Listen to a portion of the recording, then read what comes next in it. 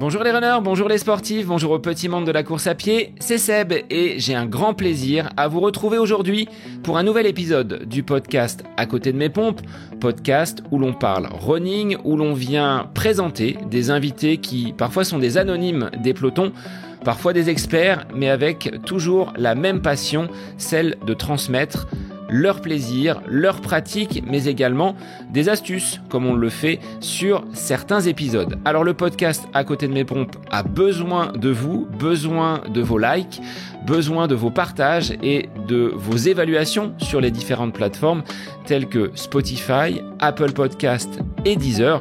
Par ces différents moyens, vous allez faire connaître le podcast un petit peu plus et continuer à le diffuser autour de vous. En ce qui me concerne, l'actualité sportive, comme je l'avais évoqué sur les épisodes précédents, est un petit peu ralentie sur ce mois de novembre. Qui dit ralenti ne veut pas dire à l'arrêt. J'ai tout simplement réduit l'intensité, réduit également la durée des séances, en plaçant cette semaine quand même un petit peu plus d'intensité avec un retour sur la piste et également une séance de côte.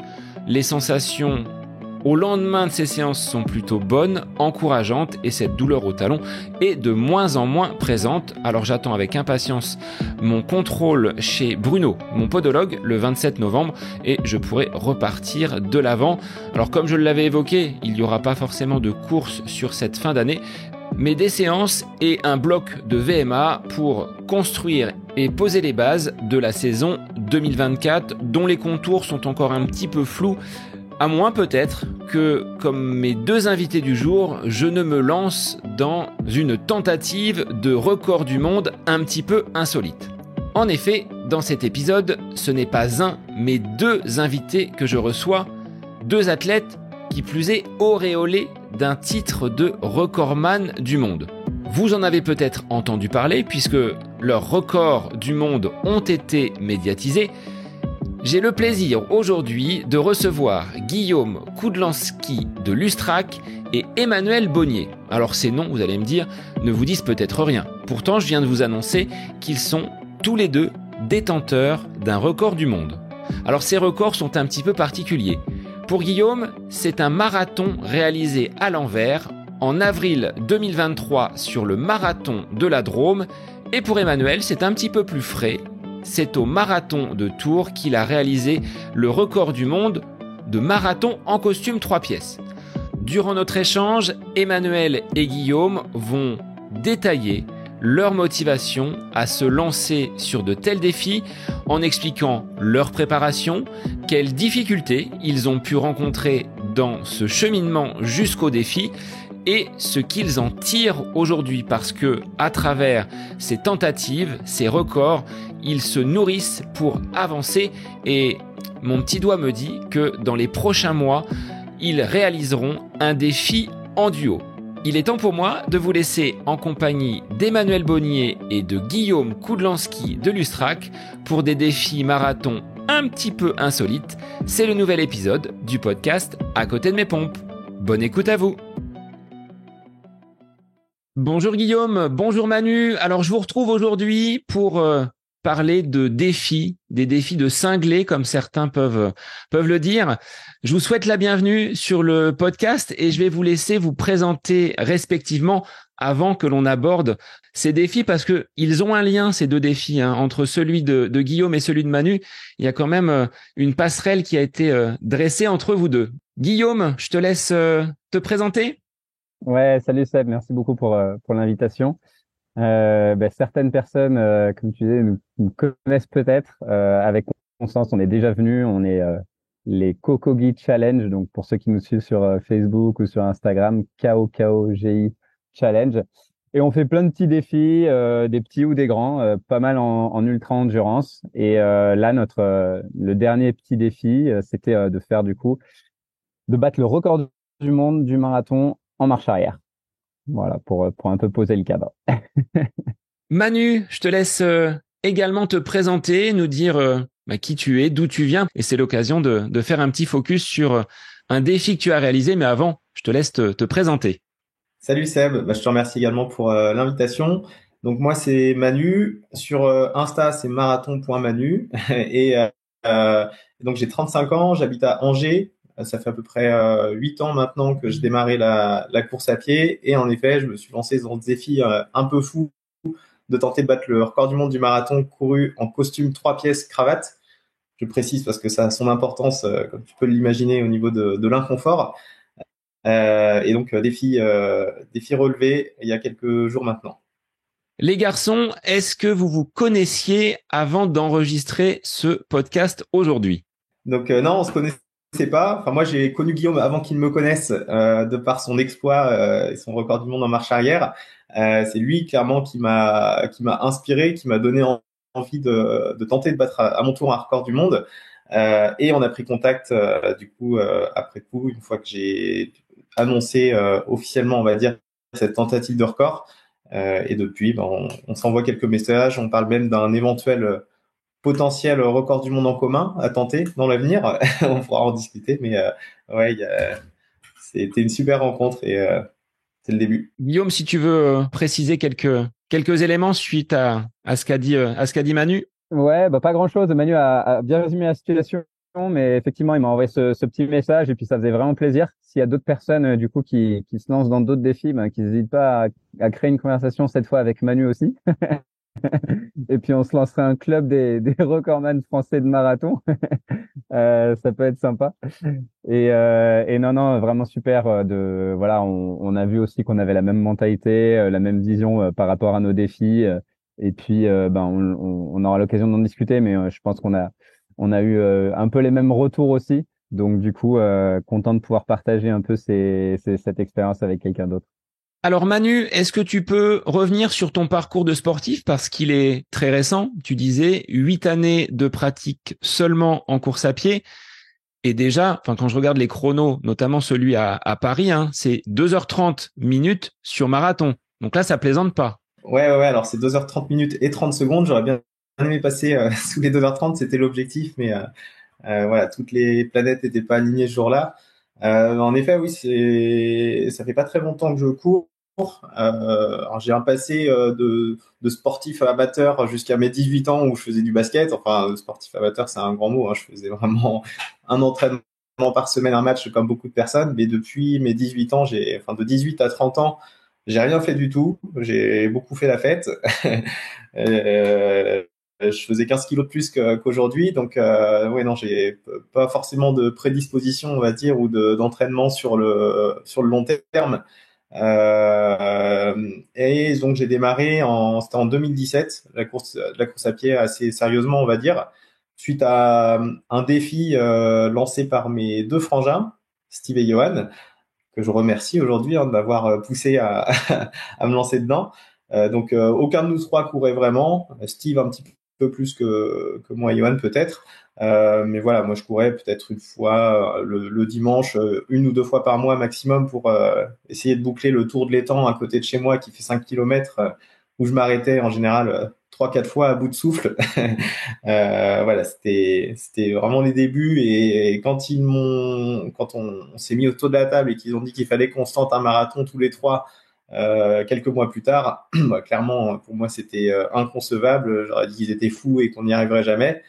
Et ils ont vraiment insisté. Les deux étaient très motivés. Moi, beaucoup moins. Voilà, j'ai capitulé au bout d'un moment. Je dis bon, allez, go, les gars, on y va. Et voilà, l'histoire a démarré comme ça. Moi, je suis de nature un peu, je suis un peu extrême, on va dire, dans les choses que j'entreprends. Et quand j'ai pris la décision de me lancer sur ce marathon, je me suis dit que j'allais faire les choses vraiment proprement, quoi. J'allais essayer de les faire pour le mieux possible. Donc déjà, j'ai commencé par me renseigner, à regarder un petit peu les logiques d'entraînement, parce que mon footing du dimanche, c'était comme tout le monde, hein, c'était un peu stupide, mais de faire le même parcours, d'essayer de le faire le plus vite possible et de penser que j'allais m'améliorer comme ça. J'ai vite compris que c'était pas le cas. Donc j'ai pas mal lu, je me suis pas mal renseigné. J'ai fait un premier programme du coup d'entraînement pour préparer ce marathon qu'on a couru à Lisbonne, au Portugal. Et du coup, j'ai assez rapidement progressé. J'ai fait, pour donner quelques chiffres, un premier 10 km, du coup, dès qu'on a décidé de se lancer dans cette aventure, que j'ai couru en 53 minutes. Donc, ça fait du 11 km/h. en terminant au bout de ma vie, hein, certainement plus mal qu'à la fin de mon marathon en 2h30. Bon, j'exagère peut-être, mais ouais, un niveau d'effort de 1 à 10, on va dire, qui était assez similaire. Et du coup, voilà, les chronos ont rapidement baissé jusqu'à arriver à ce marathon. C'était donc en octobre 2017, si je dis pas de bêtises, que j'ai pu boucler en 3 heures et 15 minutes. Alors qu'au tout départ, j'imaginais plutôt viser un 4 heures quand j'ai commencé, étant donné que j'ai fait mon 10 km en 53 minutes. Donc c'était déjà une super, enfin c'était inespéré. Et ça m'a vraiment donné le goût d'aller plus loin, de continuer à m'entraîner pour toujours faire baisser les chronos. Moi, c'est vraiment ça ma motivation, c'est la recherche de la performance, de pouvoir faire baisser les chronos. Alors je prends du plaisir à courir, mais pas tout le temps. Évidemment, quand je pense que Guillaume est aussi structuré, il s'entraîne beaucoup et des fois on n'a pas envie d'y aller. Il fait pas beau, on n'est pas motivé, on est fatigué, on a des choses qui nous trottent dans la tête. Mais voilà, moi c'est vraiment l'objectif long terme que je me suis fixé de faire baisser le chrono qui me motive à sortir et à faire toutes mes séances. Et bah du coup bah ça paye parce que ça me permet de continuer à faire baisser les chronos encore aujourd'hui. Alors forcément les secondes et les minutes sont de plus en plus difficiles Ça va être plus marginal à maintenant. baisser. Exactement. Bah oui, en fait entre si je refais l'historique de mes différents marathons, donc le premier en 2017 en 3h15, le deuxième c'était à Paris d'ailleurs en 2018 où j'ai fait 2h59. Le suivant, j'ai fait 2h43 minutes. Ensuite, 2h35, 2h31 et 2h30 et 30 secondes. Donc voilà, on voit bien, c'est pas linéaire malheureusement. Mais bon, tant que ça continue à descendre, aujourd'hui, gagner 30 secondes sur un marathon, ça fait autant plaisir que d'en gagner 15 entre le premier et le deuxième. Guillaume, de ton côté, quel a été le cheminement sportif? Est-ce que tu as plus d'expérience? Est-ce que tu as commencé il y a un petit peu plus longtemps quand tu étais jeune bambin? Écoute, c'est marrant parce que il parlait Manu parlait de ses chronos sur le marathon de Paris, donc j'étais justement en train de chercher moi le tout premier marathon que j'avais fait, peut-être pour un petit peu, enfin rembobiner un tout petit peu. Moi, je viens plus de la natation. J'ai fait du coup de la natation à assez haut niveau jusqu'au lycée, hein, toute mon enfance depuis que je suis tout petit. Je nageais une 12-15 d'heures par semaine jusqu'au lycée. Donc parfois 2 entraînements par jour. Et après, je pense que j'ai arrêté avec les études, avec prépa, école de commerce, où là, pour le coup, comme Manu, j'étais beaucoup plus faite. Et en école de commerce, j'ai commencé à reprendre. Et c'est là où, du coup, je regardais, j'avais fait le marathon de Paris. S'il y a des étudiants et étudiantes, c'était 2 semaines après les campagnes BDE, donc j'étais pas dans la meilleure forme de ma vie. Et j'avais fait 3h56. Donc, je reviens de loin, c'était en 2015. Et exactement comme Manu, je faisais vraiment tous mes entraînements. Je partais pour 10 kilomètres et l'objectif, c'était d'aller le plus vite possible. Et donc, je faisais 2, 3 entraînements comme ça où j'oscillais autour des 40 minutes. Et vraiment, j'y allais à bloc, j'arrivais, j'étais rincé à la fin. Et clairement, comme le dit Manu, et ça, c'est vraiment un point hyper important, si vous êtes dans cette situation, arrêtez tout de suite et si vous voulez progresser et aller regarder des programmes d'entraînement et puis se renseigner un peu sur voilà tout ce qui est entraînement polarisé, etc. Mais à l'époque, faire de l'endurance fondamentale, c'était inconcevable. Et puis en plus, vu qu'il y a Strava, t'as pas envie que les copains ils voient que tu cours à 5,30 plutôt qu'à 4 au kilomètre. Donc voilà, c'est quelque chose sur lequel il a fallu que je travaille. Et un petit peu comme Manu aussi, mais j'ai 2 frères qui me motivent vachement et qui sont tous les deux aussi sportifs. Ma petite sœur est sportive aussi, mais peut-être moins orientée performance, on va dire. Et du coup, mes frères, ils se sont mis au triathlon et je savais que ça me guettait un petit peu. Et j'ai un copain qui m'a dit, bah tiens, je me suis inscrit à l'Embrunman cette année. Donc j'ai fait bon ben allez vas-y si toi tu t'inscris je vais m'inscrire aussi puis on va le faire ensemble et c'est comme ça que j'ai mis un premier pied dans le triathlon en commençant directement par la du coup très longue distance et après voilà de fil en aiguille Il y a eu l'Ambraman. Ensuite, pour faire un peu rapidement, il y a eu la Race Across France, donc en ultracyclisme, 2500 kilomètres. Il y a eu le triple Ironman. Il y a eu d'autres trucs, le Tour de France des 12 régions, de toutes les régions de France, avec Vincent l'an dernier. J'oublie peut-être certains éléments, mais voilà, et toujours à chaque fois avec Constance. Euh, voilà, j'oublie probablement plein de trucs, mais maintenant ça commence à faire quelques défis qui sont passés, donc voilà un petit peu pour le parcours. Ce qui nous réunit aujourd'hui, Guillaume et Manu, c'est tout d'abord ce premier défi pour toi, Guillaume, sur un plan chronologique, hein. On est donc sur une réalisation en avril 2023. On va rembobiner un petit peu parce que ce défi de courir un marathon à l'envers, il est venu d'où? Alors il est venu d'un pari avec Duncan Perria, qui lui est le champion de France 2020. Alors 2021, c'est comme ça, pas voilà. Il y a l'histoire du maillot, hein. Voilà, il y a l'histoire du maillot. On laissera les personnes à y regarder. Et pour 2022, lui pour le coup, pour le 2022, voilà, c'est clair et net, il est champion de France. Et donc c'est un de mes meilleurs amis. On regardait un petit peu suite à mon marathon de Valence. Alors j'avais pas fait aussi bien que Manu, mais j'avais fait 2h33. Et du coup, on a un copain qui était parti pour faire à peu près le même temps, bah, son frère d'ailleurs, Thibaut, et qui a complètement craqué, commencé à avoir des crampes et tout. Et donc lui, il finit son marathon en 2h52. Et en même temps que 2h52, qui arrive en même temps que lui? Un Espagnol qui lui bat le record du monde en poussant sa mère en fauteuil roulant. Et donc là, je me dis, 2h52 en poussant en fauteuil roulant, ça doit peut-être quand même être peut-être jouable, tu vois. Et donc, je commence à regarder les autres records un peu qui existent. Et là, je vois celui-là qui moi, je trouvais hyper drôle. Et je dis, Duncan, il est à 3h38, le record en arrière. Tu penses que c'est jouable ou pas? Et lui, il est vrai. Enfin, moi, c'est ce que j'adore avec lui, c'est que il est pas là à réfléchir, tergiverser, etc.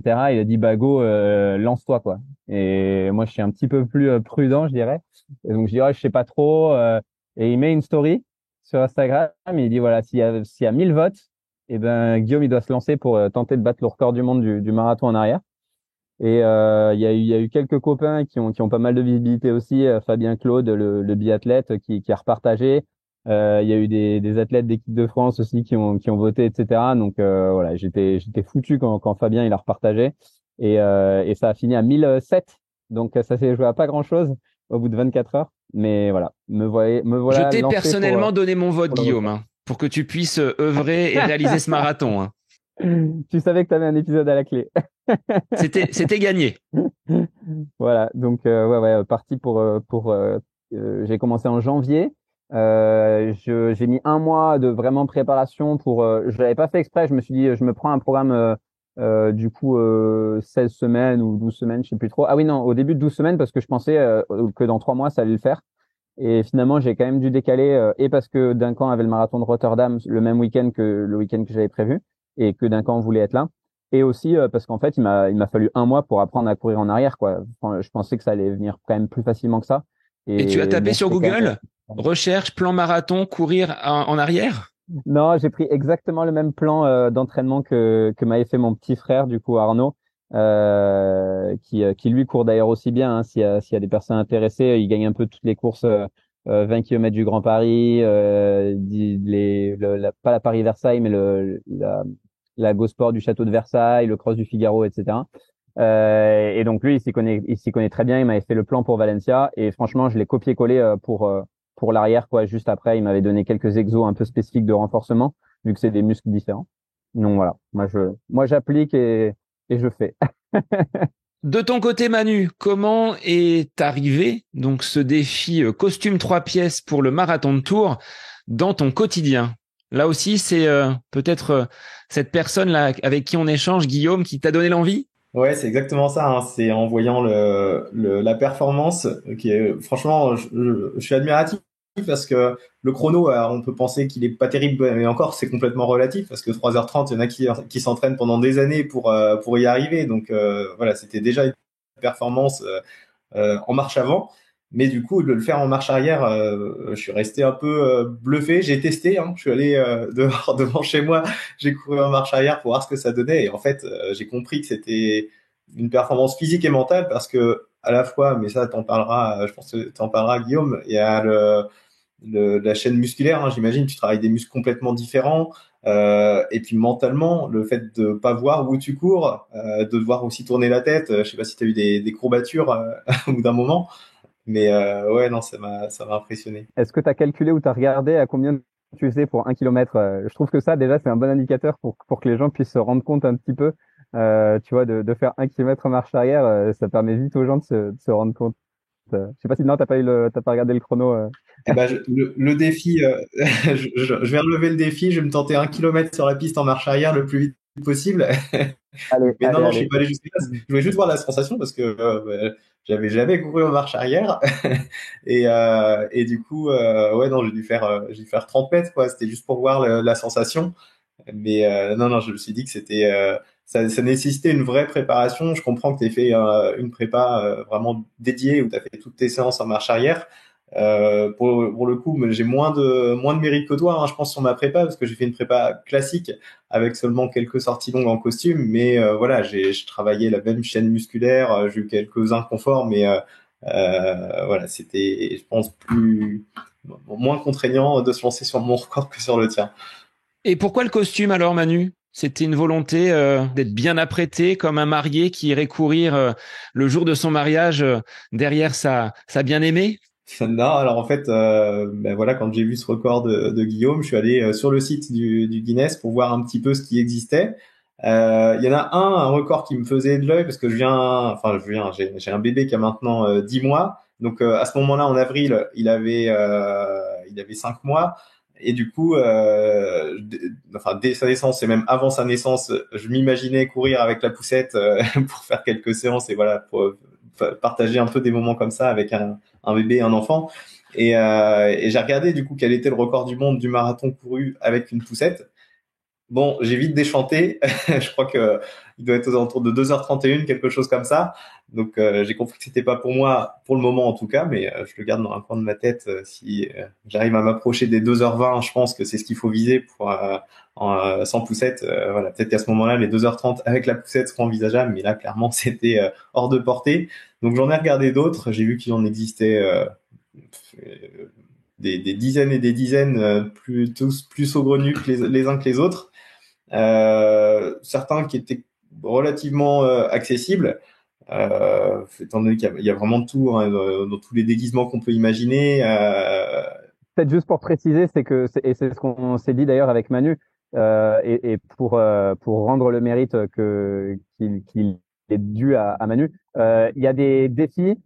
Il y a des défis où, par exemple, au marathon de Londres, ils ont un partenariat avec le Guinness. Et en fait, si tu viens déguisé, je sais pas, tu viens déguisé en banane, et ben, en gros, vu qu'il y a personne qui a certifié qu'il y a une banane qui a fait un marathon avant, et ben, tu deviens recordman du Guinness en banane.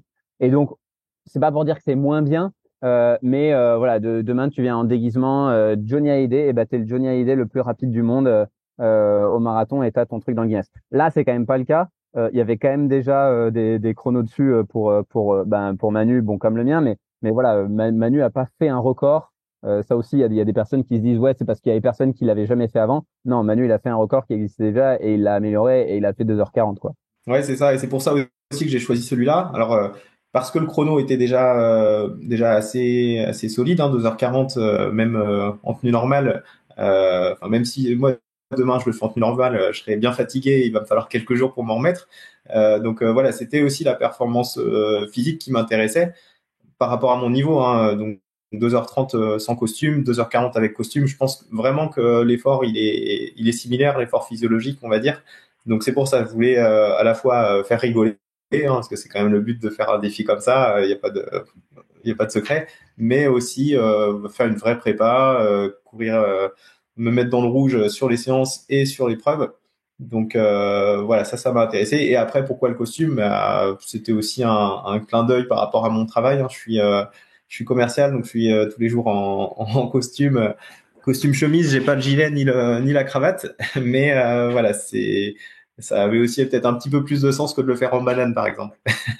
Tous les deux, Guillaume, Manu, comment vous avez dû procéder là sur le côté reconnaissance de ce record du monde dans le Guinness Book pour le faire officialiser? Est-ce que vous devez vous déclarer en amont ou est-ce que ça se fait a posteriori? Est-ce qu'il y a des conditions particulières dans la réalisation? Est-ce qu'il faut que vous soyez assisté peut-être de témoins, assisté par des personnes qui vont pouvoir prouver que vous avez bien réalisé cette performance? Vas-y, Manu. J'y vais. Alors, ouais, en effet, il y a tout un process que j'imaginais pas au départ. Donc, après avoir regardé et identifié le record qui m'intéressait, j'ai regardé quelles étaient les conditions, le process à suivre. Pour résumer, il faut d'abord faire une candidature, s'enregistrer sur le site du Guinness pour un petit peu faire une petite lettre de motivation en quelque sorte. Donc moi j'ai simplement précisé quelles étaient mes références en termes de chrono sur le marathon en tenue normale, je pense pour légitimer la tentative. Présenter à quelle date, sur quel événement le record allait avoir lieu, parce qu'on doit forcément être sur un marathon qui est labellisé par la fédération nationale. Il faut que ce soit un parcours mesuré officiellement, selon les critères internationaux là aussi. Voilà, on peut pas faire homologuer un record en allant courir le marathon dans son jardin, à moins que ce soit le marathon couru le plus rapidement dans son jardin, mais du coup en d'autres critères. Mais en tout cas, pour un vrai record sur marathon, sont les prérequis. Et faut faire, juste pour compléter, il faut faire la demande, je crois que c'est 3 mois à l'avance, un truc comme ça. Parce que moi, je sais que je l'ai faite 2 mois et demi à l'avance ou 2 mois à l'avance. Et je me disais, en fait, vu que t'attends la réponse du Guinness, tu sais pas si ils vont te pré-homologuer, enfin, ils vont te pré-autoriser à faire la tentative, quoi. Donc voilà, moi j'avais un peu chaud personnellement avec ça. Et du coup, tu as eu le résultat, tu as eu la confirmation combien de temps avant la... 1 semaine, 10 jours avant. Donc, Ah oui, d'accord. Ouais, c'était vraiment short, ouais. Bon, après, c'est vrai que l'homologation, c'est un certificat qu'on reçoit, mais ouais, c'est qu'un papier derrière. Si on sait qu'on a fait le record, qu'on était sur un vrai parcours, qu'on n'a pas triché, qu'on a respecté les règles, voilà, ça a la même valeur au final. Hein. Il y a pas d'argent à la clé. Donc voilà. Mais sinon, et pour ma part, en complément, il fallait aussi que je fasse prévalider le costume. Donc la tenue complète, hein, c'était un costume complet, donc pantalon, chemise, gilet et cravate. J'avais le droit aux chaussures de running, heureusement. C'est un autre record avec les chaussures de route qui est à 3h23, il me semble. Donc, enfin, avec les chaussures de ville, pardon. Je m'y attaquerai peut-être dans quelques années. Et donc voilà, j'ai envoyé des photos vidéos du costume que j'allais porter, qui a été pré-validé par le Guinness. Et donc derrière, il n'y avait plus qu'à se lancer sur la compète. Est-ce que tu as choisi, Manu, un textile qui soit pas source de frottement et d'irritation? Parce que ça, c'est une question. Courir avec un pantalon qui n'est pas une tenue de running adaptée. Est-ce que là, tu as dû faire un choix d'un matériau qui te permette de courir quand même en étant à l'aise? Ouais, alors j'ai surtout regardé quels étaient les matériaux les plus respirants. Les frottements, ça m'inquiétait pas plus que ça. Je me doutais que j'allais avoir des frottements, mais dans ma tête, je savais comment j'allais pouvoir parer à ça. Je m'étais dit qu'au pire des cas, je mets un collant, enfin un pantalon collant, un t-shirt, une seconde peau. Voilà, je m'étais dit que niveau des frottements, si vraiment il y avait des points bloquants, j'allais pouvoir y remédier. Ce qui m'inquiétait plutôt, c'était la chaleur générée par le port du costume et la liberté des mouvements forcément qui allait être un petit peu impactée. Donc voilà, c'est pour ça que j'ai compris qu'il fallait que je prenne un costume en laine, si possible avec une laine la plus fine possible. Forcément, un costume avec une laine très fine, ça peut aussi coûter cher. Donc, j'ai fait un petit tour sur Vinted. Je voulais pas utiliser un de mes costumes qui sont plutôt cintrés et qui terminent en lambeaux assez rapidement. Donc, j'ai pris un costume sur Vinted de très bonne qualité, un costume sur mesure qui a dû coûter 6 ou 800 euros à la personne qui l'a fait faire, que moi j'ai acheté pour 40 euros pour le coup. Qui était une taille plus grande, tant pour le pantalon, alors 2 tailles plus grandes pour le pantalon, une taille plus grande pour la veste. Et puis j'ai acheté une chemise en mix coton et lin. Je voulais pas du 100% lin parce que je trouve que ça dénature un petit peu l'aspect du costume, mais j'ai trouvé un intermédiaire mix coton-lin qui a le rendu visuel d'une chemise classique en coton, mais qui est un peu plus respirante quand même qu'une chemise synthétique ou 100% coton. voilà, une fois le costume et la chemise identifiés, j'ai pu faire des tests, quelques sorties longues avec des copains pour identifier justement les éventuels points de frottement. Et j'étais plutôt agréablement surpris. Alors, j'ai été surpris dans le mauvais sens dans un premier temps au niveau des frottements aux entrejambes. Sur ma première sortie longue, je sentais que ça chauffait un petit peu au niveau des cuisses. J'ai quand même terminé ma séance à 35 km. Et du coup, j'ai baissé le pantalon à la fin et c'est là que j'ai vu que j'étais complètement brûlé, enfin brûlé, irrité, quoi. Ça saignait pas mal. Donc la douleur est venue plutôt après coup, à froid, on va dire. Et le frottement avait aussi pas mal poncé le costume, il avait un peu, ouais, enfin, il avait bien détérioré. Donc voilà, ça m'a pas inquiété parce que en mettant un short collant, c'est ce que j'ai fait par la suite, ça a clairement résolu le problème, plus aucun souci de frottement au niveau de l'entrejambe. Et puis j'avais aussi, après cette première sortie longue, déchiré les manches du costume au niveau des deux coudes. Alors j'avais deux déchirures d'une vingtaine, 20-30 centimètres, donc j'ai dû faire un petit tour chez la couturière qui m'a mis des renforts et voilà, pour être sûr que ça tienne pour les prochaines sorties et pour le marathon.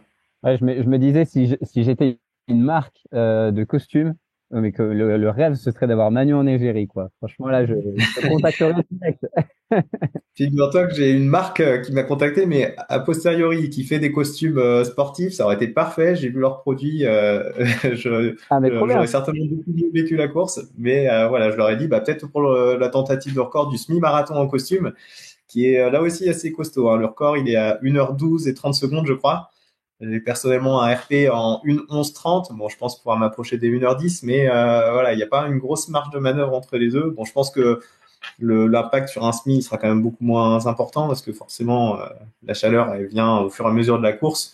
Donc je le tenterai, mais je vais me laisser quelques mois quand même. Ou tout simplement, Manu, pour être bêta-testeur, le crash test de Manu avec la course à pied et le costume. Si le costume résiste, voilà, on peut le commercialiser. C'est ça, il va falloir quand même un costume assez solide parce que là j'avais quand même 2 tailles de plus. Il a pris cher, hein, même après le marathon. Il y a des petites parties qui se sont décousues à droite à gauche. Il a fini un peu en lambeaux, mais ça va, ça faisait illusion pendant la course. Et Seb, un truc vraiment marrant que je racontais à Manu, alors j'ai pas retrouvé la photo, mais il se trouve que donc c'était à mes débuts de course à pied à l'époque, j'étais encore en recherche de stage, donc on devait être sur 2016, quelque chose comme ça. J'ai fait les 10 kilomètres, la corrida d'Issy et Moulineaux, en costume aussi. Et en fait, je cherchais un stage à l'époque, donc j'avais mis un carton et j'avais mis cherche le stage. Et l'avantage, c'est que je sais plus, c'est 2 ou 3 boucles dans Issy et Moulineaux. En plus, à Issy et Moulineaux, tu vois, donc les entreprises, c'est pas ça qui manque. Et j'avais fait alors j'avais pas le gilet, mais j'avais la cravate et j'avais fait les 10 kilomètres comme ça avec ma pancarte, cherche le stage. Mais bon, ça avait pas trop marché non plus. Ce que disait Manu, vous allez vous tirer la bourre sur des défis à venir parce que là, il y a de la suite dans les idées, Guillaume, avec le déjà côté costume que tu portais ici les Moulineaux. Vous pouvez vous retrouver sur un semi-marathon ou sur un 10 km pour avoir un record qui sera peut-être proche l'un de l'autre. Bah, je pense encore mieux, et c'est ce qu'on a commencé à évoquer. Faut qu'on regarde un petit peu, faut qu'on creuse, mais mieux, c'est de se faire un truc ensemble à deux, d'aller chercher un record à deux. Franchement, c'est vraiment quelque chose qui pourrait être chouette. Ouais. Ouais, on a vu le record du monde du marathon couru en costume 2 personnes. Je crois que c'est des Anglais qui l'ont fait dans un costume de Tekel, enfin un truc à la con qui nous a fait rigoler aussi. Donc pourquoi pas. En plus le chrono était pas démentiel, donc prenable, je pense. Et là, vous pouvez faire un combo, le costume, donc 2 personnes et à l'envers. Alors là, je pense que ça dépasse toutes les attentes. Faut aller à Londres là, du coup, on sera les premiers, je pense. Exactement. Mais voilà, s'il y a des auditeurs ou des auditrices qui ont des idées, franchement, n'hésitez pas. S'il y a des couturiers ou des couturières qui veulent nous faire un beau déguisement, je pense qu'on serait preneur. Alors, Guillaume, tu disais donc avoir adapté un petit peu ton entraînement. Manu, toi, tu as réalisé un entraînement qui était quasi identique à une prépa sans costume, en dehors de ces sorties longues. Pour toi, Guillaume, quel a été vraiment le gros changement et l'impact, on le disait tout à l'heure, hein, physique, musculaire de cette course à l'envers? Moi aussi, j'ai testé. C'est loin d'être facile et c'est très sollicitant. Même au niveau des chaussures, je me dis le drop, les chaussures, elles sont plutôt profilées vers l'avant. Là, comment tu as réussi à mener ta préparation sans avoir de bobos, de désagréments et d'optimiser ton physique pour la course? Ouais, alors les gros changements, il y en a quand même un paquet, hein. Les deux plus gros, je dirais, c'est effectivement le premier, c'est un sport complètement différent. Je sais pas, c'est comme si demain tu te mets à l'aviron ou un truc comme ça, tu vois. C'est vraiment la sollicitation de muscles, elle est très différente. L'avantage, c'est que, on va dire, j'ai le cardio, mais sinon, c'est vraiment un ensemble de muscles complètement différents. Tu cours uniquement sur la pointe des pieds. Et donc, du coup, j'ai les orteils 4 fois plus musclés qu'avant, je pense.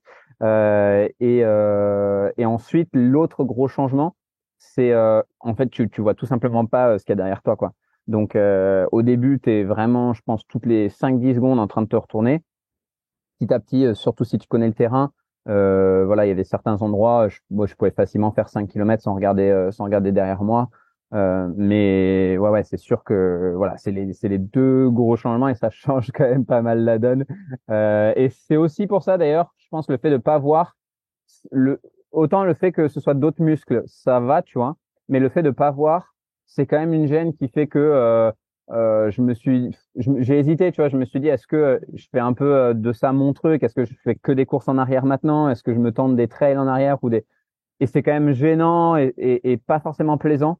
Et donc du coup, ben c'est là où je me suis dit bon, je vais peut-être quand même repartir sur la course en avant, même si les sensations sont plus agréables. Tu vois, ça aurait quand même pu être marrant de continuer en arrière, mais ouais, c'est quand même pas quelque chose qui est hyper plaisant, quoi. Ouais, j'avais une petite question par rapport à ça, la gêne visuelle. Est-ce que t'as pas pensé à te mettre un casque avec un petit miroir pour voir ce qui se passe derrière et éviter de tourner la tête? Ouais, vu que je fais pas mal d'ultra cyclisme, j'ai pas mal d'équipements un petit peu avec ça, et donc j'ai ce qu'on met sur les guidons, c'est les petits rétros pour voir en fait quand est-ce qu'il y a une voiture derrière, tout simplement, c'est un tout petit truc. Et en fait, quand tu cours, eh ben, on s'en rend pas forcément compte, mais ta tête, elle monte et elle descend. Et donc, quand tu as un rétro, il faut vraiment l'énorme rétro pour que ta vision, elle puisse être fixée. Et donc, c'est hyper gênant, quoi. Ça aurait pu être une possibilité, mais vu qu'une nouvelle fois, avec Constance, on fait tous nos défis ensemble, du coup, là, c'était aussi l'énorme avantage, c'est que pour une fois, on pouvait se faire une prépa marathon à deux. On avait à peu près les mêmes allures. Et donc voilà, elle venait sur toutes mes sorties, on faisait toutes nos sorties ensemble, que ce soit les sorties d'endurance fondamentale ou les sorties fractionnées, les sorties longues, etc. Et donc là, elle à chaque fois, elle me guidait droite gauche, etc. On a eu deux trois petites prises de tête, mais légères évidemment au début notamment parce que on se disait elle me disait à droite et moi du coup je pensais que ma droite c'était enfin voilà, donc il fallait qu'on se mette d'accord, ta droite, voilà, ça fait partie des trucs auxquels on réfléchit pas forcément au début. Et bah ouais, tu te prends un petit caillou en plus, ou voilà, faut bien communiquer. Et l'avantage c'est que ça nous a permis aussi de bien progresser, mais on trouvait ça beaucoup plus facile que du coup d'avoir apporté un rétro de voiture. C'était quand même non, nettement plus facile. Et le jour de la course, moi j'avais mes copains qui étaient là, ma mère, Constance aussi. Et donc, du coup, d'avoir tout le monde, ça a aidé quand même vachement. Également, le dénivelé, quand il est positif, bah là, est-ce qu'il devient négatif quand tu le cours en arrière? Si, seulement. T'imagines pour battre l'UTMB, pour gagner. Moins 10 000 Bon. mètres, moins 10 000 mètres de dénivelé. Bon, le problème, c'est qu'à l'UTMB, il y a un peu de dénivelé négatif aussi. Mais non, non. Alors, les descentes, c'est très facile, hyper agréable, et limite dangereux parce qu'en fait, dès que tu te penches un petit peu en arrière, bah, tu peux un petit peu tomber. Mais alors, les montées, c'est horrible. J'ai été invité après le record au Semi du Ventoux, d'ailleurs que je recommande énormément. C'est vraiment une super course, magnifique. Et je m'étais dit bon bah je vais le faire en arrière. Et franchement en fait monter en arrière c'est pas deux fois plus dur, c'est je sais pas 4-5 fois plus dur que de courir en avant en montée, quoi. Donc voilà, j'ai fait le premier et le dernier kilomètre. Ah non, j'avais même pas fait le premier, j'avais fait le dernier kilomètre en arrière pour voilà, pour finir gentiment et un peu symboliquement. Mais non, c'est hyper dur, quoi. Est-ce que vous avez été, tous les deux, Manu et Guillaume, stressés plus la préparation avançait et plus l'échéance se profilait sur votre calendrier? Est-ce qu'il y a eu des moments de stress, de panique, de doute par rapport à vos deux défis? Moi, pas forcément, parce qu'en fait, j'avais fait une ou deux sorties longues avant, et je voyais que je tenais assez facilement l'allure. Et donc, j'étais plutôt confiant. Je me disais, putain, c'est quand même bizarre. Je tiens, je sais plus, 25-30 kilomètres à l'allure cible et je me sens plutôt bien. Je me disais que, enfin, j'étais quand même plutôt confiant. Après, bah, tu sais jamais, hein, t'as jamais couru, à chaque fois, tu cours 30 kilomètres en arrière, mais t'as jamais couru 42. Donc, comme en avant d'ailleurs, tu sais pas ce qui peut arriver entre le 30 et le 42. Et en général, comme par hasard, c'est là que ça arrive, les problèmes. Donc, Manu nous dira si lui aussi il a eu mais il avait l'air de dire que la surchauffe arrivait plutôt à ce moment-là aussi. Donc, voilà, j'étais, on va dire, plutôt confiant, mais j'y allais pas du tout en me disant, c'est fait, quoi. Alors moi, ouais, j'ai eu pas mal de stress, de doutes, d'inquiétudes, ce qui est habituellement pas mon cas, mais c'est que j'ai eu pas mal de petites péripéties en fait pendant la prépa. Alors déjà, j'ai une tendinite au genou. Bah, je suis habituellement rarement blessé, mais j'ai une tendinite. Enfin, ça commence par un TFL et qui s'est un peu généralisé pendant la prépa. Donc j'ai dû faire une petite pause. J'ai un peu comblé avec du vélo. Pourtant, je déteste le vélo, hein, contrairement à Guillaume. Donc c'était un peu la punition, mais voilà, j'ai fait comme j'ai pu pour maintenir l'effort. Et puis j'ai surtout eu un petit souci au niveau de l'œil. En bricolant, je me suis pris une branche dans l'œil. Voilà, bon, je vais pas rentrer dans les détails techniques, mais une infection un peu inquiétante, avec des rendez-vous au CHU tous les 2 jours, jusqu'à 3 jours avant le marathon, où on m'a dit que je devais absolument revenir dimanche matin, parce que j'avais besoin de faire des nouveaux examens, d'ailleurs à Tours. Alors le hasard, mon marathon était à Tours et l'appareil pour l'examen que je devais faire se trouvait également à Tours. Et on m'a dit qu'il fallait forcément que j'y aille dimanche matin, donc j'ai négocié, j'ai expliqué que j'avais un marathon et voilà, ils ont pu me décaler pour le dimanche après-midi, mais jusqu'à la dernière minute, cette histoire d'œil abîmé aurait pu remettre en cause la tentative. Donc voilà, c'était plutôt d'un point de vue psychologique, que c'était un peu dur à gérer. Après, sinon, bah oui, la difficulté physique, c'est sûr qu'en ayant fait des sorties longues en costume, je me suis rendu compte de la difficulté. J'ai en plus fait ces sorties longues avec une météo plutôt défavorable pendant qu'il faisait très chaud. Et clairement, j'avais du mal à tenir les sorties longues qui étaient normalement des indicateurs de ma capacité à tenir le marathon suivant ses allures. Donc voilà, un petit doute sur mes capacités aussi à relever le challenge. J'ai eu de la chance d'avoir une météo très favorable le jour de la course, un départ tôt à 7h30 à 8 degrés. Il aurait fait 20 degrés, je pense que ça serait pas passé, hein. Clairement, voilà, là c'était parfait. Et puis une autre pression aussi, à laquelle je m'attendais pas du tout, c'est bah, les médias, la communication qu'il y a eu autour de cette tentative.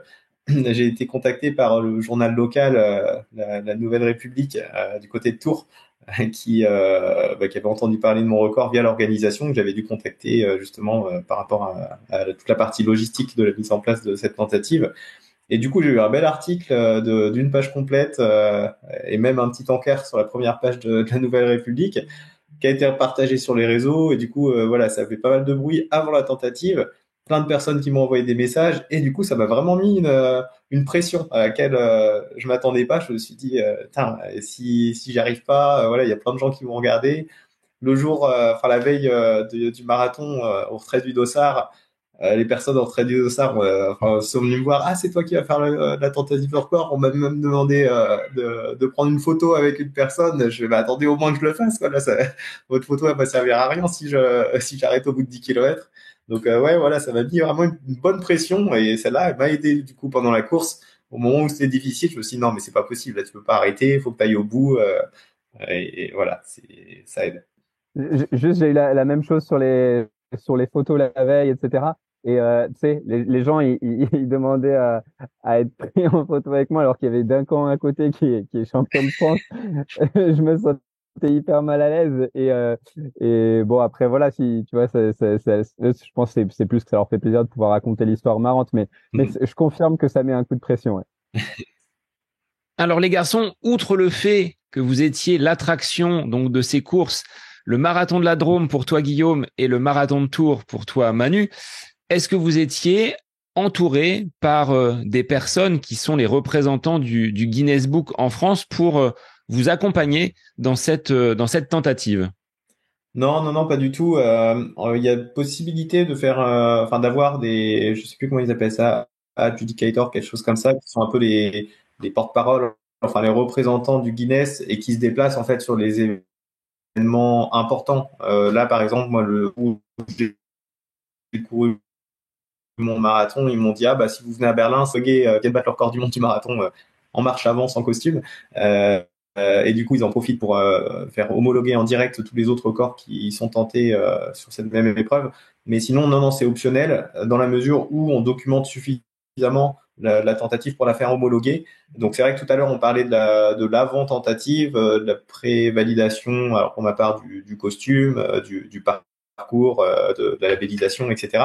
Et après coup, on a plein de documents à envoyer pour faire homologuer la tentative. Euh, des photos, des vidéos, des attestations de témoins, une attestation du directeur de course. C'est pour ça que je parlais d'une partie logistique avec l'organisation du marathon de Tours et je les remercie parce qu'ils ont été très motivés pour m'accompagner dans cette tentative.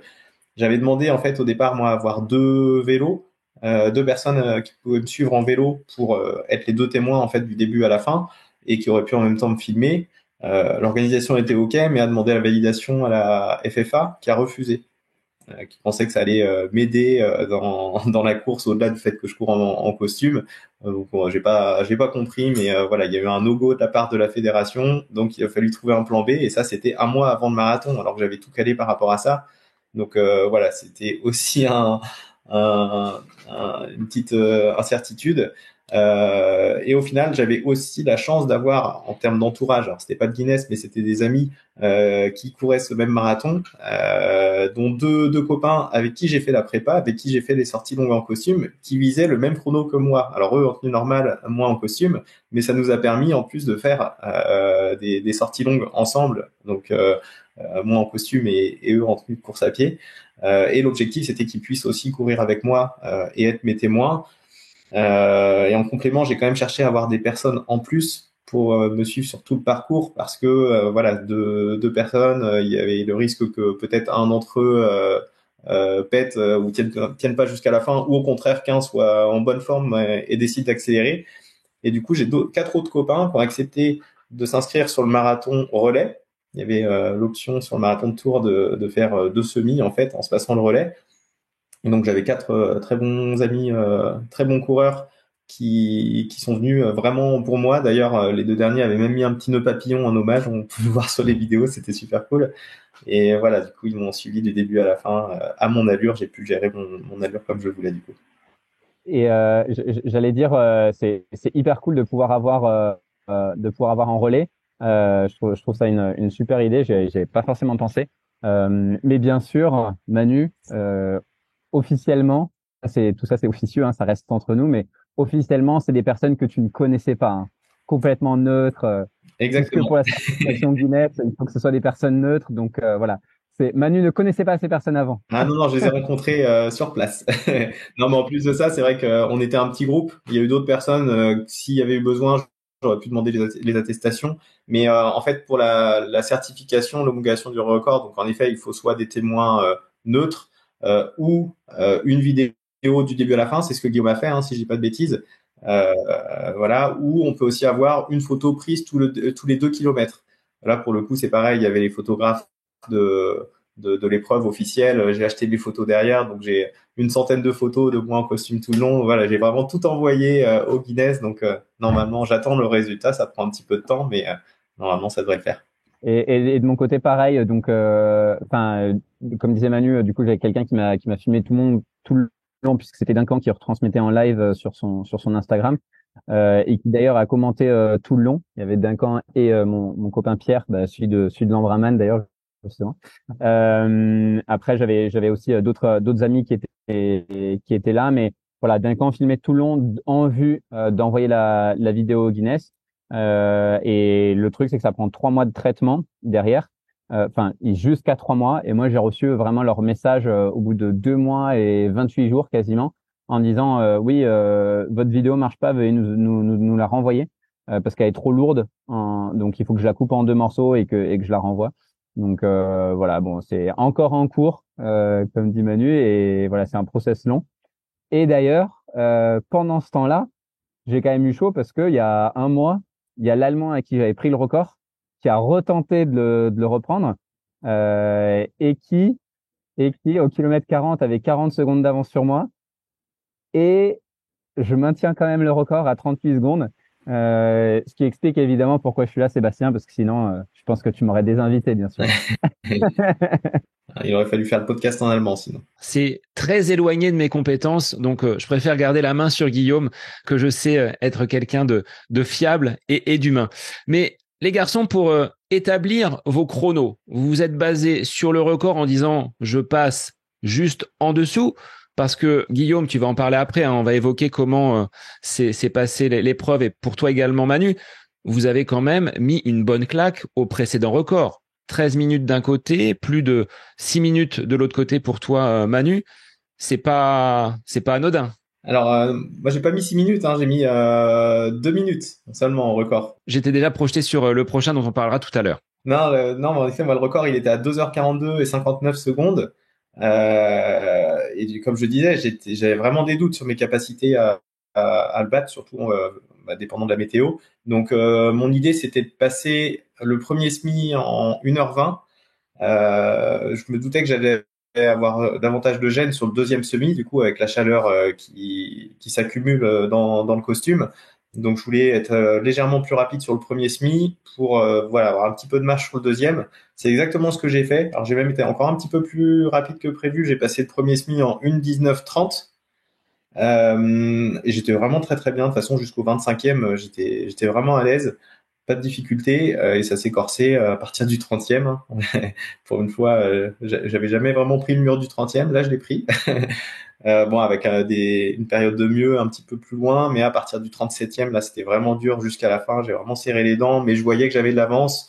Je faisais mes calculs. Je savais qu'en me mettant à 7 kilomètres avant l'arrivée, en me mettant à 4,10 au kilo, ça passait. Donc voilà, je savais que c'était gagné, mais je voulais quand même essayer de m'approcher des 2h40 et de mettre le plus d'écart possible.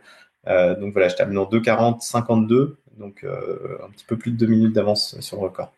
Guillaume, lui, par contre, oui, 16 minutes sur, sur le précédent. Donc là, il n'y avait pas de question. Ouais, 13, je crois, si je dis pas de bêtises, je crois que c'était à 3h38.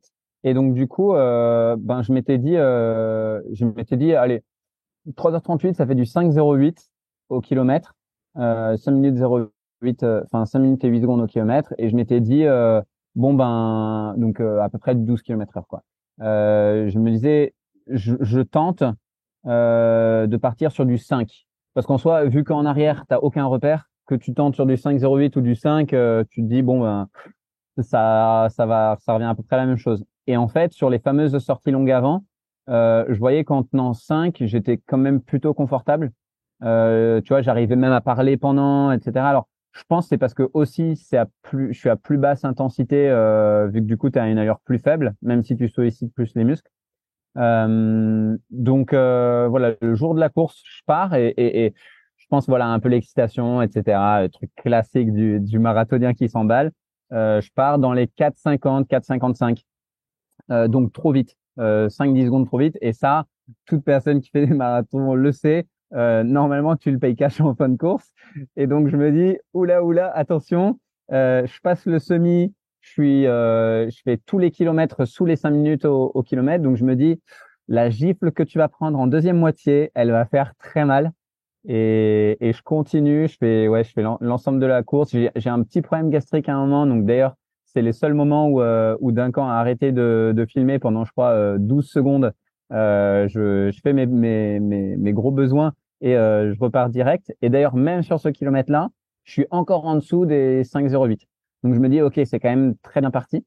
Et par contre, je prends la claque ouais, au kilomètre 38, je pense. Donc je savais que c'était déjà fait parce que à chaque fois, je gagnais quasi 20 secondes, 15 secondes de gagner sur le record. Donc au bout de 35, oui, tu sais que c'est bon et que même si tu pètes en perdant une minute, ça le fait quoi. Donc j'ai bien ralenti sur la fin, mais voilà, c'était quand même largement bon. Alors Manu, on est quelques semaines seulement après donc cette course du côté de Tours. Guillaume, il y a quelques mois qui se sont passés. Vos émotions au moment où vous franchissez la ligne d'arrivée, quelles sont-elles ? Manu, je te laisse commencer. Franchement, c'était fou. Même enfin, les émotions pendant tout le parcours, toute la course, c'était vraiment incroyable. En fait, ce que je dis, j'avais l'impression d'être le premier du marathon. Voilà. Et encore, je pense que j'étais plus encouragé que le premier du marathon. Justement, via la médiatisation, bon, c'est un grand mot, hein, je suis pas passé sur TF1 non plus, mais voilà, il y avait quand même eu les articles sur la presse locale et j'ai été sur la ligne de départ pas mal mis en avant. J'étais un petit peu interviewé sur les minutes avant le coup de pétard. Et du coup, bah, j'ai vraiment été encouragé tout le long. Les gens faisaient des petites blagues en me voyant passer. Ça a vraiment motivé. Et du coup, bah, la consécration, ouais, de passer la ligne d'arrivée en ayant battu le record. Je sais pas si tu as eu le même ressenti, Guillaume, mais c'est différent de courir un marathon où on a un objectif de chrono, même si on fait vachement mieux que ce qu'on imaginait, on est content. Mais là, de casser un record, de casser une barrière, c'est encore une autre émotion. Et moi, franchement, ça m'a transporté et ça m'a vraiment donné envie d'en refaire d'autres. Ouais, comme tu dis, je pense qu'il y a deux éléments. Il y a le fait que tu te dises, ben, c'est un record du monde, ça y est. Euh, euh, alors, c'est un bien, bien grand mot, hein, mais tu as un peu le côté, je suis dans les tablettes pour toute l'histoire. Donc, voilà, tu vois, tu te dis, bon, bah, j'ai marqué mais sur voilà un livre gigantesquissime en tout petit mon nom, mais voilà, je l'ai quand même un petit peu marqué. Et exactement comme tu le dis, le fait d'avoir été encouragé, le fait que il y ait les gens qui te donnent ces petites blagues, je suppose qu'il y a plein de gens aussi qui, moi c'était ça, qui te prennent en photo. Moi, il y en avait plein qui attendaient que je passe et qui me prenaient en photo discretos, sauf que vu qu'ils me prenaient discrètement, moi, vu que je suis en arrière, je les vois. Donc, je voyais toutes les personnes, même à l'entraînement, tu sais, qui sortaient leur téléphone. Ça, je le voyais pas, mais qui après se retournent et qui font comme le petit geste discret de ah tiens, je vais envoyer des vidéos mon entourage pour dire regardez, il y a ce gogol qui court en arrière. Et bah voilà, moi je les voyais, donc je faisais coucou, je te vois. Et du coup, toutes ces personnes-là, le long, ben à la fin de la course, on a vraiment l'impression de partager vraiment ce record avec eux. Tu vois, voilà d'avoir fait un peu ça ensemble quoi. Tu parlais de l'équipe d'organisation, moi c'est exactement pareil. Ils ont été hyper bienveillants et de base ils avaient un petit peu peur que voilà on vienne avec nos règles imposées etc. Mais finalement on a passé un super moment avec les organisateurs et on a un peu l'impression de partager ça aussi avec eux, donc c'est vraiment trop cool. Et exactement comme tu le dis, je pense que c'est un truc qu'on vivra probablement une fois dans notre vie, quoi. T'as l'impression d'être ouais, d'être quasi le Kipchoge du marathon. Enfin, ouais, t'es plus mis en avant que d'autres personnes qui ont peut-être plus de mérite. Donc, non, non, ouais, c'est unique, c'est unique. Si toutefois, tu dis, Guillaume, on vivra qu'une seule fois dans notre vie ce type de record. Si toutefois ce record, pour le tien en arrière et pour Manu en costume, venait à être battu, est-ce que vous remettez votre titre en jeu et est-ce que vous repartez au combat pour aller de nouveau avoir votre marque sur le Guinness Book? Alors, je sais pas si Manu, il a déjà une réponse, mais moi, vu qu'on me l'a posé pas mal de fois, maintenant, au début, je savais pas trop, etc. Donc, c'est pour ça, on verra, ce sera intéressant ce que dit Manu. Mais maintenant, je sais clair et net, vu qu'en plus, j'ai eu chaud quand l'Allemand a failli le rebattre. Je me pose pas la question tant qu'il est pas battu. Voilà, c'est ça ma réponse officielle, parce que j'ai un peu la flemme de me remettre dans une grosse prépa en arrière. Je voulais battre le record du semi-marathon en arrière parce que, tu vois, à mon temps de passage du marathon, j'étais au final 1 minute 20 du record du semi. Donc, je pense que c'est dans les capacités. Mais pour ça, il faut remettre une prépa en arrière, etc. Donc, pour l'instant, je me pose pas la question et on verra le jour où ça arrive. Manu, de ton côté, quelle serait ta réponse? Alors, du coup, non, moi, réponse complètement différente, mais je pense que c'est dû à la nature de l'épreuve du marathon, parce que Guillaume, lui, en effet, il devrait se retaper toute une prépa en marche arrière pour remuscler son corps, retravailler la bonne chaîne musculaire, alors que moi, je pourrais refaire une prépa marathon normale et même, à la limite, caler un marathon en costume pendant une prépa d'un marathon que je vise pour le chrono. Donc moi, clairement, si quelqu'un le bat, alors faut s'il me met 15 minutes dedans, mais je m'y rattaquerai, c'est certain. Je pense que au meilleur de ma forme, je pourrais redescendre peut-être à 2h37.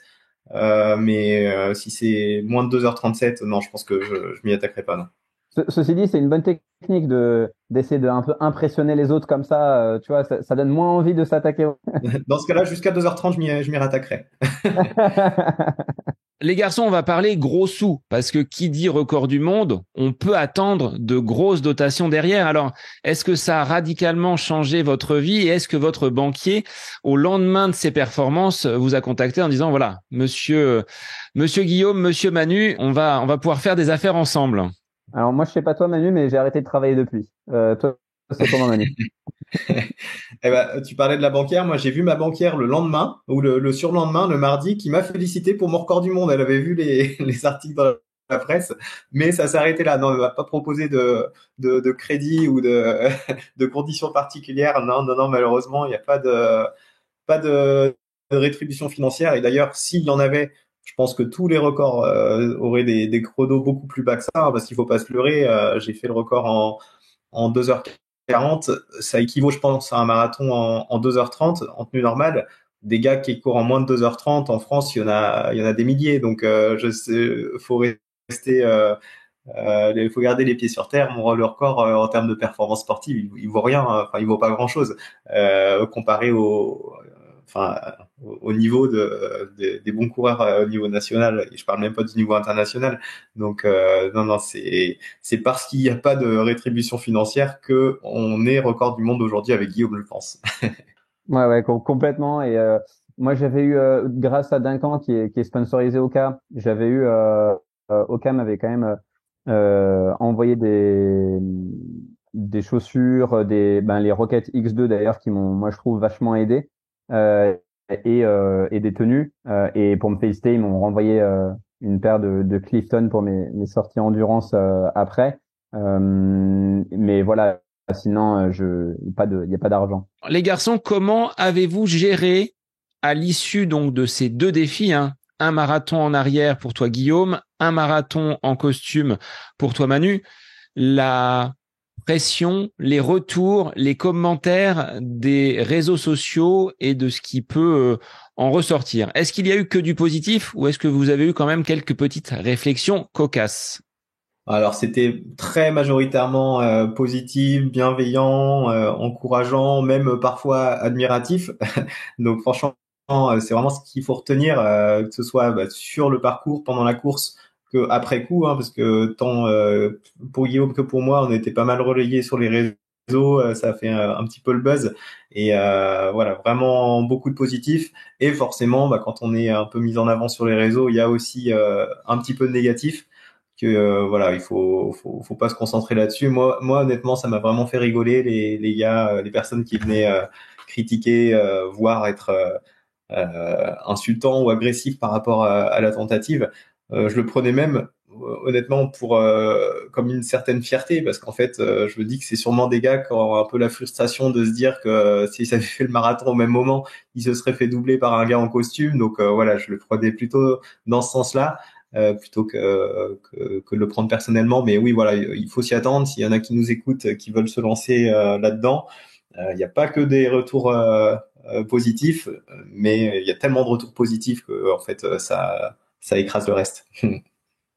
Ouais, pareil que Manu, mais je pense que effectivement, et d'ailleurs j'avais envoyé un petit message à Manu pour un peu le prévenir, et j'ai vu d'ailleurs sur les réseaux qu'il avait pris comme moi quoi. Donc globalement très très positif, hein, hyper encourageant, hyper gentil. Mais par contre, c'est vrai que je pense que malheureusement, en fait les fameux haters marquent peut-être plus parce que c'est un peu choquant quand même. Il y a des gens qui se lâchent et qui, je pense, ont pas du tout euh, conscience de la portée de leur message, de leurs mots. Je l'ai d'ailleurs revu avec Duncan qui s'est lancé sur l'UTMB, donc qui lui vient pas du trail et tout, se lance, fait 50 km en tête et abandonne à cause de problèmes gastriques. Vous imaginez bien les haters qu'il a pris sur les réseaux. Et franchement, ça met quand t'es pas habitué, que toi t'es en plus en toute sincérité, tu vois, moi je préparais ça dans mon Vercors, donc dans mon petit coin peinard. Il y a trois quatre personnes qui savaient que je le faisais, pas plus, etc.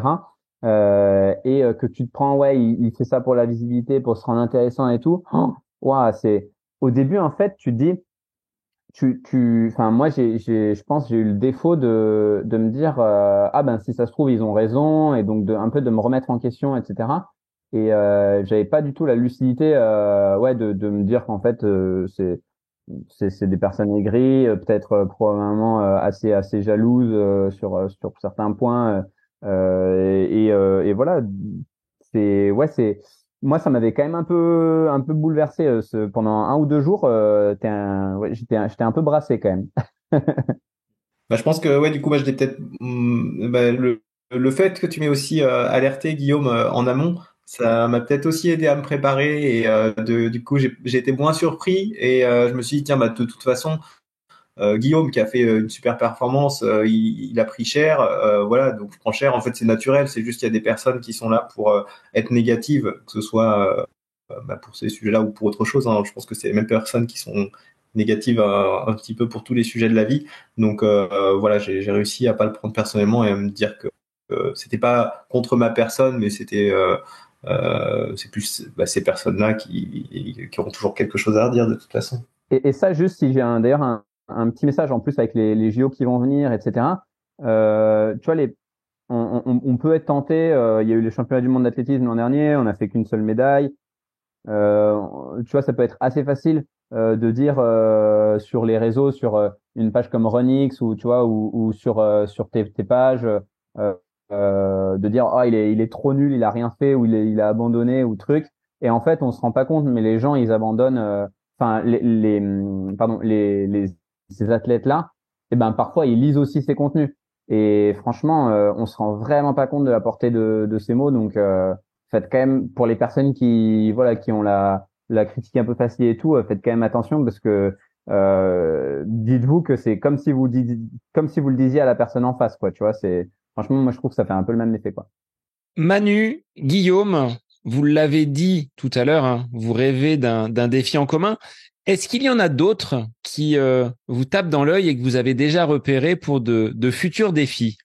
Alors, oui, j'en ai vu pas mal qui me plaisent. Là, honnêtement, alors je suis aussi en récupération de ma blessure au genou où je peux pas faire grand-chose en ce moment. Donc, j'avais même un objectif de faire le marathon de Valence là en fin d'année. J'ai dû annuler parce que je voyais bien que j'allais pas pouvoir assurer ma prépa jusqu'à là. Euh, donc, je pense un petit peu plus long terme avec des objectifs d'ultra aussi, des ultras. Alors, ultra en distance, mais pas en dénivelé. Hein. Je suis pas comme Guillaume. J'ai du mal à crapahuter sur le dénivelé positif. Mais voilà, des courses de 100 km là début d'année prochaine. Et sinon, encore du monde, oui, bien sûr. Genre, je sais que je referai d'autres tentatives. Je parlais tout à l'heure du record du semi-marathon en costume. Je pense que j'essaierai de le battre. Celui du marathon couru en pyjama, je pense que celui-ci, il serait beaucoup plus facile à faire que celui en costume parce que déjà le chrono est un peu plus lent, c'est 2h46 l'actuel record et surtout la tenue beaucoup plus confortable que le costume, donc je pense que je pourrais assez facilement aller le chercher. Mais voilà, je me laisse le temps de planifier les prochains objectifs sur 2024. Et de mon côté, d'ailleurs, c'est assez amusant. Je sais pas trop d'où vient ce lien, alors que je trouve que musculairement, c'est pas exactement la même chose. Euh, il y a les gars qui ont eu les records du monde en arrière. Souvent, ils sont aussi champions de montée d'escalier, tu sais, dans les tours. Donc, je sais pas, j'avais jamais trop réfléchi à ça, mais c'est un truc qui me ferait bien marrer à essayer.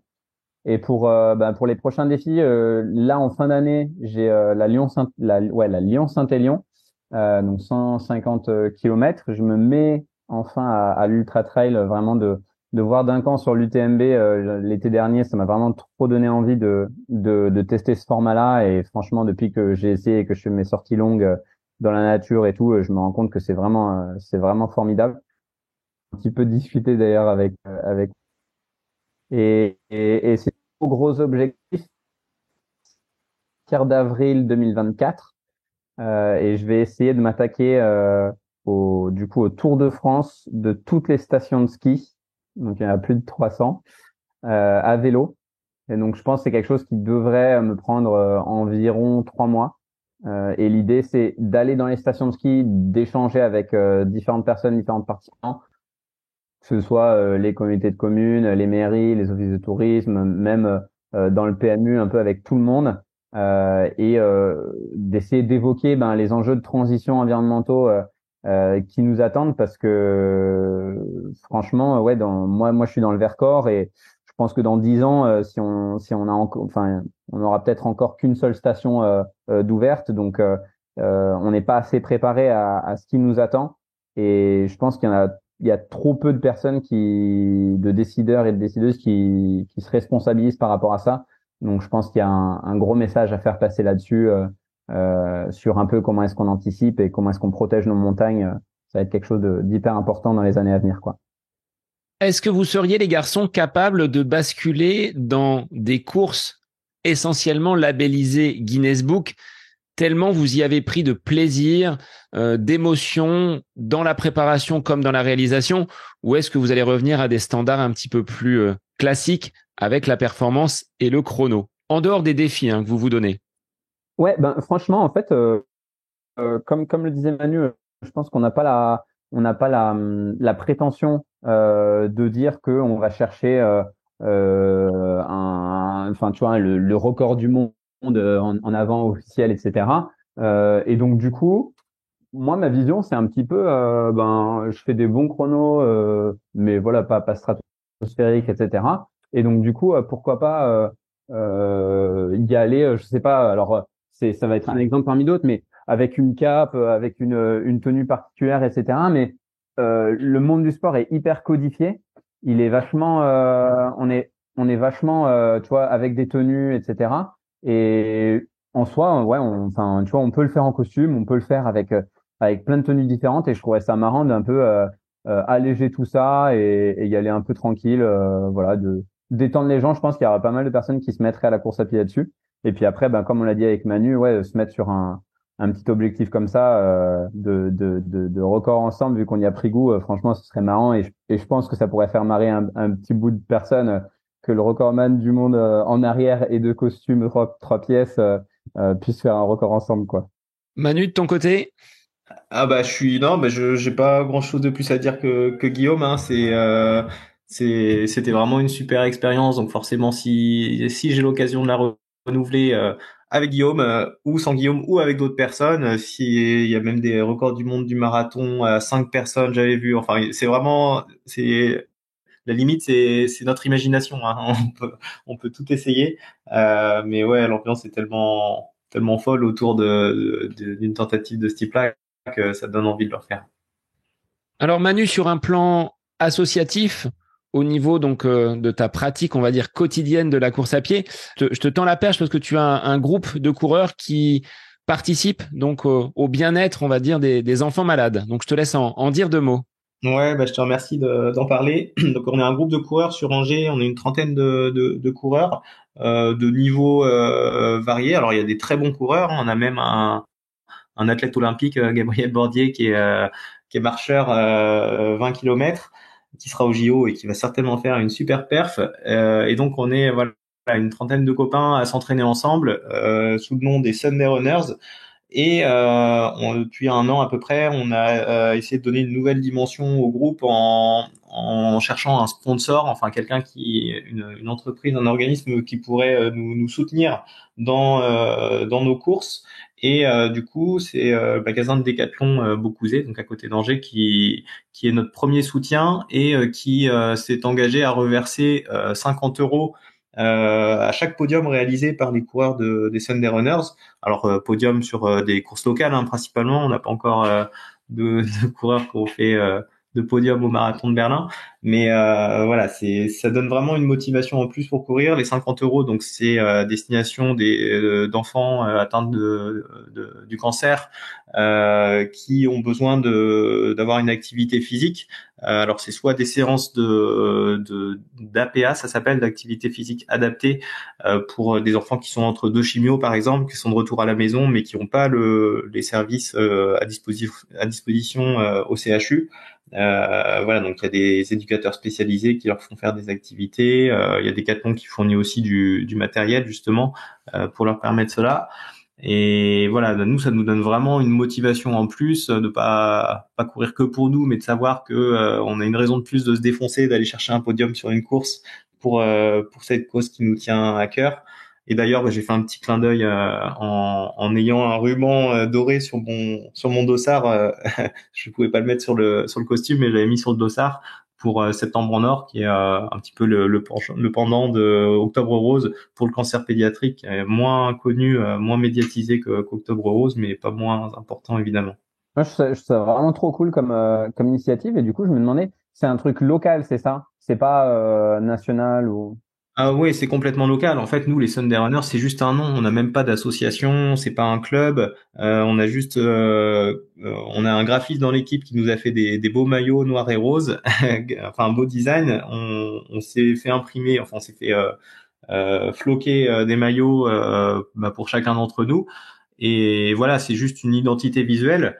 Et derrière, vu qu'on était de plus en plus reconnus, on va dire localement, parce que nos maillots qui se retrouvent assez souvent sur les podiums pour le coup des petites courses locales, on s'est dit que ça serait bien de pouvoir avoir lié l'utile à l'agréable. Et du coup, il y a un club pas loin de chez nous qui s'appelle Inaya, qui est vraiment top. Alors là, c'est un vrai club de sport, un vrai club d'athlètes qui, de la même manière, ont fait un partenariat avec une association, l'âme de joie, qui permet de financer alors, enfin je sais pas comment ça s'appelle exactement, mais des lames pour voilà, pour des enfants qui n'ont pas de jambes, pas de pieds, qui peuvent du coup faire de l'activité physique de la même manière. Et donc c'était ça le principe. Ils ont, je crois que c'est 30 euros pour chaque podium réalisé. Et voilà, on a un peu démarché autour de nous des entreprises, des organismes pour voir qui était OK pour nous suivre. Donc le magasin de Decathlon Beaucouzé a été le premier, et on a d'autres personnes qui sont intéressées pour rejoindre l'aventure. Et si parmi les auditeurs ça plaît à d'autres personnes, n'hésitez pas à me contacter avec grand plaisir. C'est trop trop bien, tu vois. Je pensais à, je vous parlais de mon frère là enfin de mes deux frères qui, eux, ils ont monté leur groupe, ça s'appelle la Kebab League. Donc on est toujours sur ce thème de l'autodérision. Et d'ailleurs, le plus jeune, il avait fait le premier kilomètre du marathon de Paris en tête avec le maillot kebab. Je sais pas si vous rappelez de cette histoire, mais voilà, c'est pour ça. En fait, on voyait pas le League à cause du dossard, mais c'était Kebab League. Et vu qu'il trace un petit peu les podiums à droite à gauche sur les courses locales, je pense que vraiment eux ça leur dirait énormément. En plus là, le week-end dernier, ils ont fait comme tu vois, c'est marrant, tu parlais du maillot rose là. Eux, pour Septembre Rose, ils ont fait les maillots de la Kebab League. Juste d'habitude ils sont vert et bleu, là ils ont fait rose et bleu pour Septembre Rose. Donc franchement, c'est une super idée, et je vais leur en parler. Et qui sait, ça se trouve, tu viens de lancer un mouvement national. Là, c'est vraiment trop bien. Ouais, bravo. Merci. Guillaume, Manu, on arrive à la dernière question avant de clôturer cet épisode avec deux passionnés hommes de défi, donc au niveau de la course à pied. Manu, je te pose la question, et puis Guillaume, tu rebondiras après, parce que la dernière fois, elle n'existait pas, cette traditionnelle dernière question du podcast. Manu, quel serait pour toi un instant où tu es à côté de tes pompes, en dehors de toute activité liée à la course à pied et en dehors de toute pensée à un défi pouvant l'être? Alors, à côté de mes pompes, j'ai une vie un peu à 10 000 à l'heure. J'ai un travail qui est déjà assez prenant. Et puis, j'ai pas mal de projets immobiliers aussi. J'ai des logements en location courte durée. Donc, voilà, ça me prend aussi beaucoup de temps. J'ai un bébé, comme je le disais tout à l'heure, de 10 mois. Ça prend beaucoup de temps et c'est forcément la priorité. Donc, voilà, essayer de trouver son équilibre entre ses passions, ces moments de vie personnels et les contraintes professionnelles. Mais c'est ça, moi, qui me motive. J'aime pas rester à rien faire. Donc, plus j'ai de choses à faire, mieux je me porte. Et pour toi, Guillaume? Ouais, de mon côté, du coup, certaines personnes l'auront compris. Je suis un petit peu engagé écologiquement. D'ailleurs, c'est vrai qu'on n'en a pas parlé, mais je suis avec Constance, on est tous les deux véganes. Donc, comme quoi, on peut battre des records du monde et être vegan aussi. Ça veut pas dire qu'on est fragile. Et du coup, pas mal d'engagement, beaucoup de boulot aussi. Je fais des bilans carbone en tant que consultant indépendant, et j'accompagne sur un peu tous les sujets de transition environnementale et des RSE. Je publie d'ailleurs pas mal sur LinkedIn aussi des sujets liés à ça pour un peu sensibiliser sur ça. De plus en plus d'ailleurs sur et le sport et la montagne et l'environnement. Donc ouais, une grosse partie d'engagement là-dessus. Je pense que c'est ça qui me prend le plus gros de mon temps à côté. Eh bien, merci les garçons d'avoir conjointement répondu favorablement à l'invitation du podcast. C'était très agréable d'avoir vos différents ressentis sur des épreuves qui finalement sont très communes. On est sur des défis, c'est un petit peu hors norme. Si les auditeurs veulent vous contacter et vous retrouver, par quel biais on peut venir à vous et entamer la discussion? Et ben, comme je le disais avant, du coup, LinkedIn ou pour les personnes un petit peu moins pro, Instagram ou Facebook. Donc LinkedIn, c'est Guillaume Delustrac ou Guillaume peut-être Koudlanski Delustrac. Donc dès que je le change, vu qu'on vient de se marier avec Constance et qu'on prend tous les deux les Koudlanski Delustrac, donc l'ensemble du nom. Et sinon, sur Instagram et Facebook, comme je disais, Kokogi Challenge, donc Kokogi Challenge au pluriel. Et pour ma part, sur Instagram. Alors d'ailleurs, tout à l'heure, oui, j'ai donné le nom de la page marathon.manu. Ça a évolué parce que du coup, j'ai un peu, à la manière d'un escroc, obtenu ma certification sur Instagram. J'ai fait une demande en fait de certification sur la base des articles de presse justement qui ont été publiés suite à ce record du monde, sans trop y croire. Mais c'est ma femme qui m'a dit tu devrais tenter, ça se trouve ça passera. Et du coup j'ai eu ma certification, donc ça veut dire que maintenant c'est mon vrai nom forcément qui est affiché. Donc c'est Emmanuel Bonnier, B-O-2-N-I-E-R. Eh bien, un grand merci les garçons et je vous souhaite de belles aventures et j'attends un défi commun pour l'année 2024. Eh ben avec plaisir. On revient en 2024 dès qu'on a battu le record à 2. Eh bien, l'invitation est lancée. Je vous remercie d'avoir pris de votre temps pour enregistrer cet épisode à 2. Merci beaucoup Sébastien. Merci à toi Seb et puis merci Guillaume pour l'échange. Merci Manu. Et pour les auditeurs, eh bien, comme Guillaume et Manu, lancez-vous des défis aussi fous les uns que les autres. Ça nous nourrit, ça nous fait plaisir et c'est bien là l'essentiel. Et je vous retrouve la semaine prochaine pour un nouvel épisode du podcast À côté de mes pompes. Bonne semaine à vous. J'espère que cet épisode avec invité vous aura plu. Je vous remercie infiniment de votre écoute. Pour faire remonter le podcast dans les classements, je vous invite à laisser une petite évaluation sur Apple Podcast, 5 étoiles, un petit commentaire, ça me fera énormément plaisir et vous permettrez au podcast d'être remonté, diffusé, déployé sur ces différentes plateformes de façon plus importante encore qu'il n'est actuellement. Et puis je vous invite à me retrouver sur les différents réseaux, Facebook, Instagram. Laissez votre petit message, votre commentaire, ça me fait plaisir d'échanger avec vous. Si vous avez des questions, si vous voulez échanger sur quelconque sujet en lien avec la course à pied, mais pas que, parce que le sport c'est une philosophie de vie et c'est une passion qui nous anime de façon commune, donc n'hésitez pas à venir échanger avec moi. Sur ce, je vous souhaite une bonne fin de semaine, un bon week-end et je vous dis à la semaine prochaine pour un nouvel épisode du podcast À côté de mes pompes.